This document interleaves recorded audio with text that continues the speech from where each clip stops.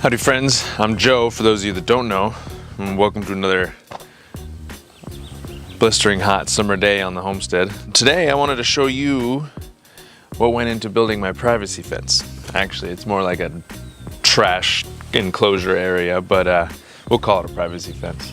Keeps my trash private and keeps the dogs out. That's really the big thing. I'm not really gonna show you the fence building because you can find videos on that all over.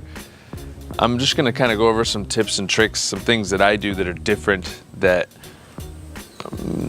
make it easier. Maybe not different, but just some little things that can make your job a little bit easier or that you haven't seen yet that might be kind of neat. Take it away. Okay. Tip number one is weight your fence board. Is when you get them, they're really wet and they're gonna get all twisted and stuff like that. And it's just no good. So what I do is just put some weight in there, try and keep it out of the direct sun.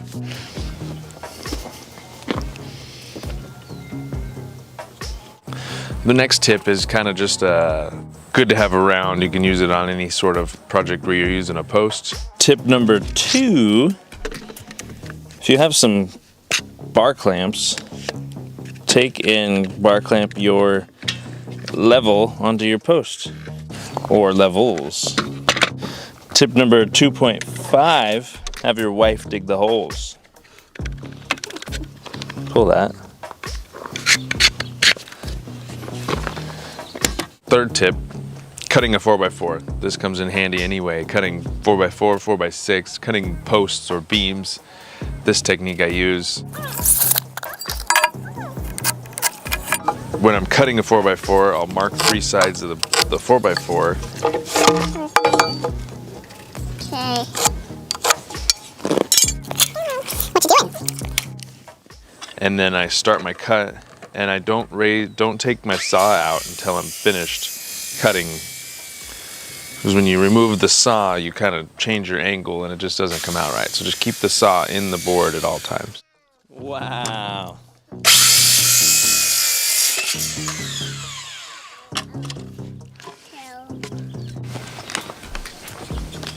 So this one's really handy.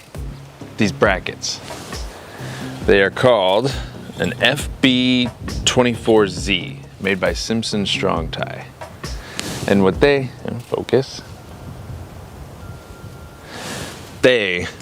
are just, they make it so easy, and they make your fence come out really nice and last longer.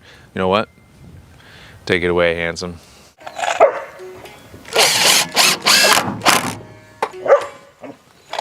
Now these things are great because typically when you see a fence, people run the 2x4 flat, and you'll notice that over time they'll start to sag.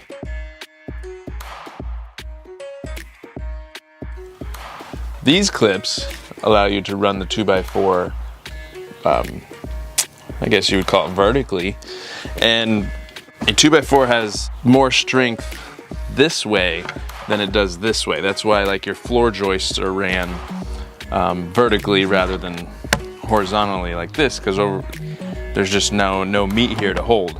So these clips are really neat for that. So let's go ahead and put one up. Take your long board before you cut it, put it in there, and it holds it. Makes it real easy for one.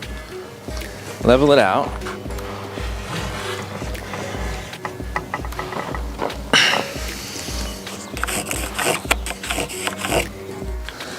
Mark the bottom of your board.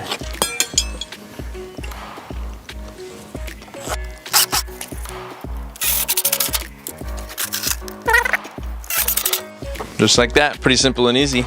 Makes it real nice because you don't have to have someone hold it while you're screwing it in. Just sits there and hangs out.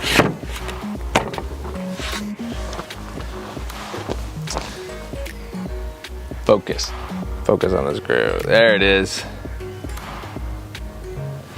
Simpson makes these screws. And they're self-drilling.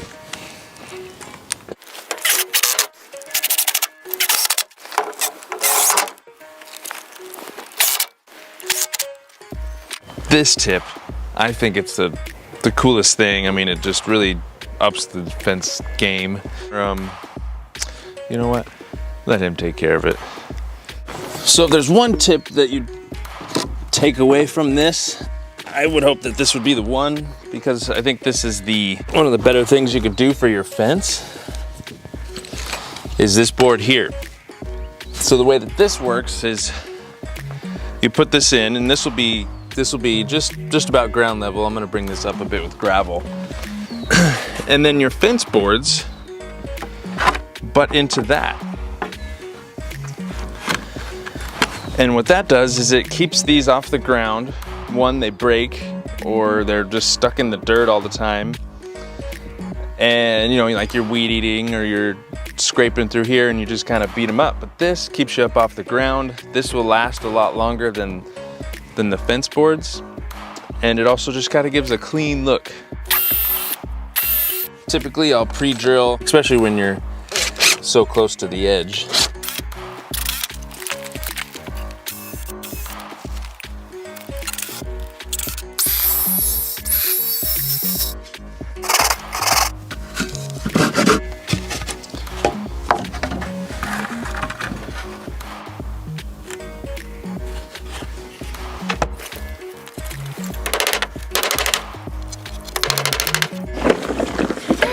What'd you get?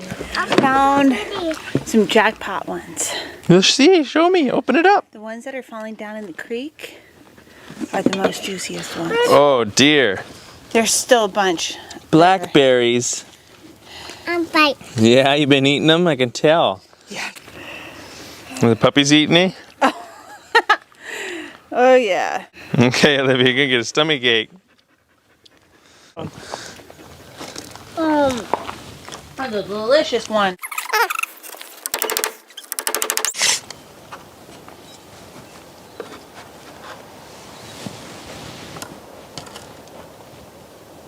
Strings are really pretty useful in the construction industry, so yeah, pay attention to this one. So I took the measurement off the piece that I've already mounted over there. If this is level, which it is, should be able to take that measurement and bring it over here and transfer it to the post here.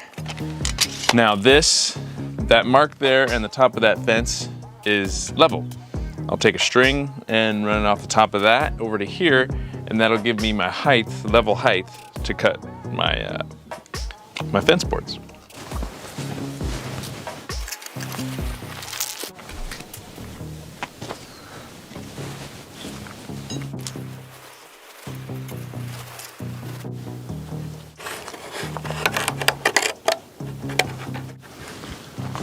Anytime you're doing angles, just show this one off. This will help out if you ever get the chance.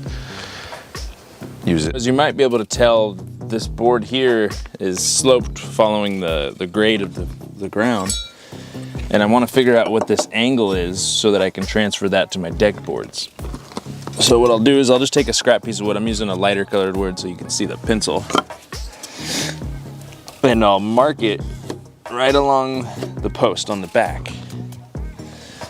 And then take the square, speed square, go right to the point, and follow that mark, and then look down on my square, and it says it's about 6 degrees. So I know now that I need to cut my angle on my boards at 6 degrees all the way through.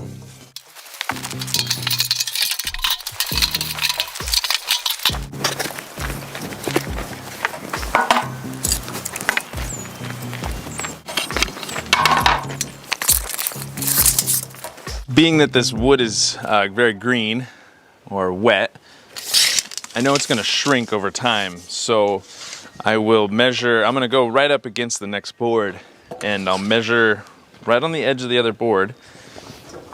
And that was 59.5, so I'll mark 59.5. Run that mark all the way through and then try not to move it, your square. And find 6 degrees back here. Mark that through. That's your cut. And cut it.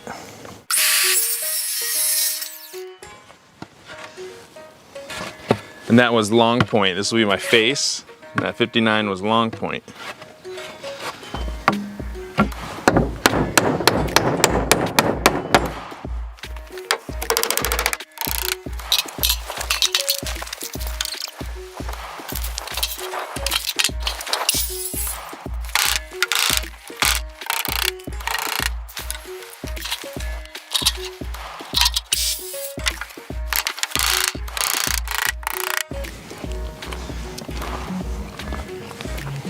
How to mark things through is really a big deal. Yeah, I remember when I first started, you just start throwing your tape wild, and then you end up with this thing that you cut and it doesn't even fit. You don't even and then you start to understand, oh, I have to, where my tape goes is where my measurements are made. And yeah, so that's always, it's always nice to have, and always remember, you know, to tape control.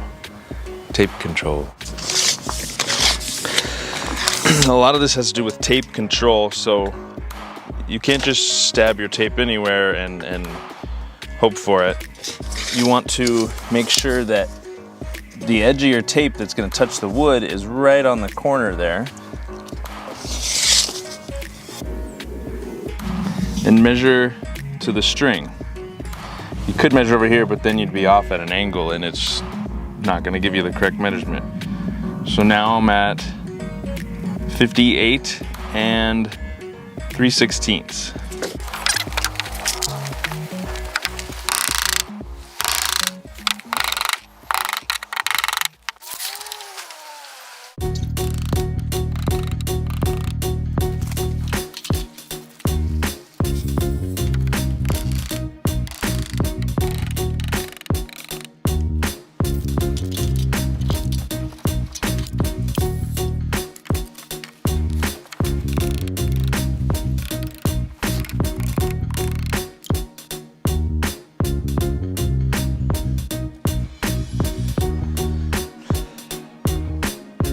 Hopefully this was helpful and you got some good ideas and some things you can carry in your back pocket and use later on, not only on a fence.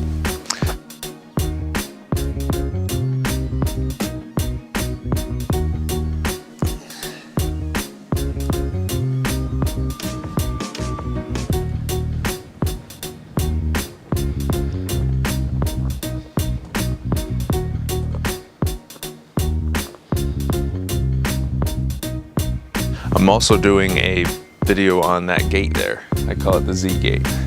So stay tuned for that one. Thanks for watching. See you on the next one.